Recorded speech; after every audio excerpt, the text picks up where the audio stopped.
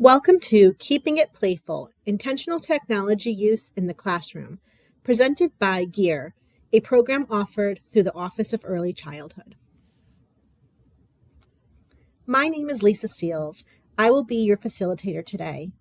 This module was developed in collaboration with my colleague, Kimberly Cellini. Throughout today's session, you will develop a shared understanding of what it means to be intentional in the digital space alongside early learners. You will walk away with an increased capacity for planning intentional digital experiences with early learners through accessing resources and embedding technology throughout the day. You will develop a readiness for engaging early learners with digital experiences that are developmentally appropriate and playful. Before we begin, let's take some time to reflect on your current practice. What is your comfort level with using technology in a playful way in the classroom? What might be something you need to enhance the use of technology in your classroom that is appropriate and responsive? And finally, what might you need to be more successful? Go ahead and pause this video and either jot your reflection in a notebook or discuss it with a colleague.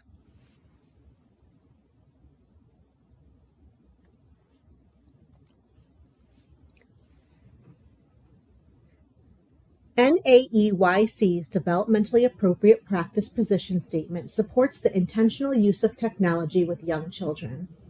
The key idea is that children are growing and learning alongside us in a digital world.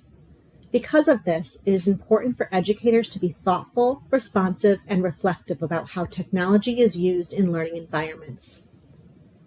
As you read the NAEYC's DAP Position Statement, specifically the core consideration number 9, take a moment to reflect on the following questions.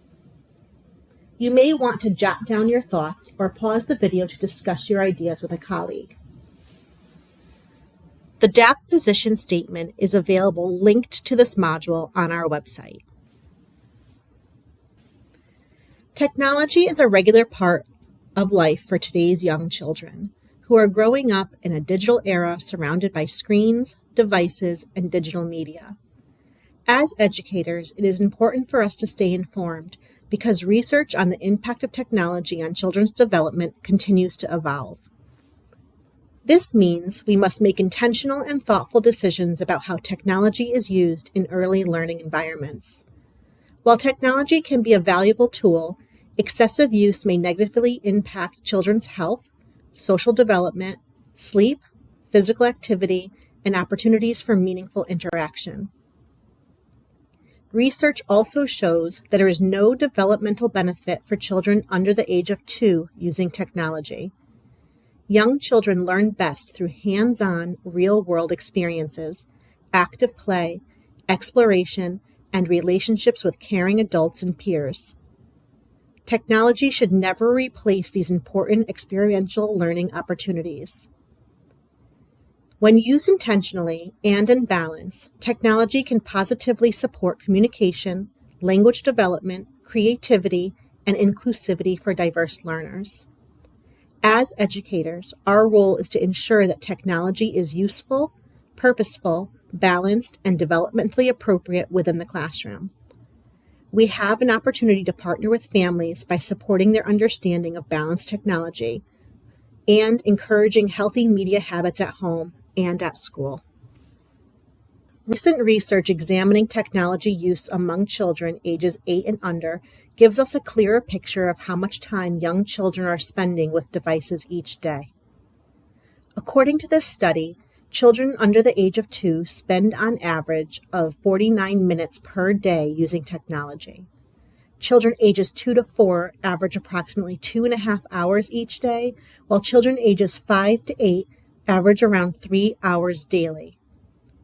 As you look at these graphs, take a moment to reflect on what this information tells you. Does it connect with your own experiences as an educator, caregiver, or parent?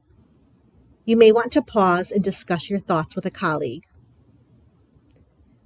Another important consideration is not just the amount of time children spend using technology, but also the type of content they are engaging with. This research shows that the majority of technology use for children ages 8 and under involves television and video viewing, including streaming services, YouTube, and other video-based content. Gaming is the second most common activity. Other uses include reading, homework, video chatting, and additional digital activities. As educators and caregivers, it's important to think critically about the quality and purpose of the content children access through technology. Consider how you approach decisions around screen time and digital content for the children in your life. What boundaries, supports, or strategies do you use to encourage balanced and meaningful technology experiences? The American Academy of Pediatrics, often referred to as the AAP, has provided recommendations to help guide families and educators in making developmentally appropriate decisions about children's technology use. The AAP recommends no screen time for children from birth to age 2, with one important exception: video chatting through platforms such as FaceTime, Zoom, or Google Meet. These interactions can support meaningful social connection with family members and loved ones. For children ages 2 to 5, the recommendation is to limit screen time to 1 hour or less per day. It is also important to remember that this includes time spent using technology at school or in childcare settings. Because of this, communication between educators and families is essential to help balanced technology use and shared expectations. As you think about these recommendations, consider this question: what do you think these guidelines are based on? These recommendations are grounded in research on the effects of screen time on the developing brain, as well as what we know about the developmental needs of young children and how they learn best. Young children learn through active hands-on experiences, movement, exploration, play, and meaningful interactions with others. The more time children spend using screens, the less time they have for more important development, problem solving, creativity, and physical activity. Even with parental controls and screen time limits in place, children still need an adult supervising while using technology. Adults can support children by co-viewing, co-participating, asking questions, and engaging alongside them. Even simply being nearby and aware of what children are watching or doing online can help ensure technology use remains safe, meaningful, and developmentally appropriate. When we think about making technology use more intentional and playful in the early childhood setting, it is important to begin with the learning goal, not the device itself. As educators, we first ask ourselves, what skill, concept, or developmental area am I supporting? Technology should only be used when it is meaningful and enhances or deepens children's learning experiences. Rather than using technology as a filler or passive entertainment, we can make it as a purposeful tool that supports exploration, creativity, and connection. One way to do this is by using technology to extend real play experiences, rather than replace them.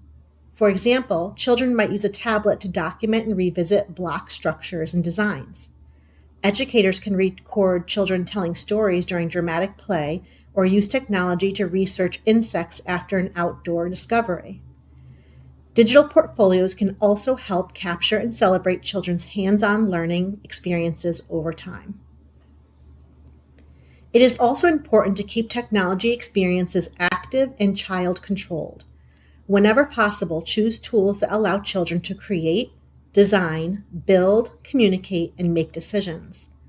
The goal is for children to direct the experience rather than to simply passively be watching or repeatedly tapping through content.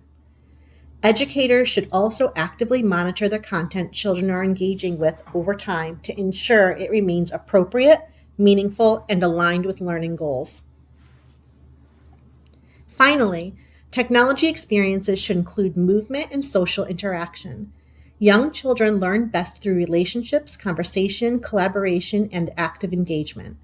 Digital experiences can be paired with opportunities for children to discuss ideas, make predictions, solve problems together, and reflect on their learning. An example of a high quality and developmentally appropriate technology resource is PBS Kids. This website provides children with opportunities to engage with familiar and trusted characters while exploring topics connected to their interests and play experiences. PBS Kids offers interactive games, videos, and activities that can support learning in areas such as literacy, problem solving, creativity, and social emotional development. Because many children already recognize the characters and stories, the content often feels engaging and meaningful to them. When thoughtfully integrated into the classroom, resources like PBS Kids can help extend children's dramatic play and inquiry. For example, children who are pretending to be veterinarians, builders, or community helpers may explore related content online to deepen their understanding and inspire new ideas within their play. As with all technology use in early childhood settings, the goal is to ensure that digital experiences remain intentional, interactive, and connected to hands-on learning and social interaction.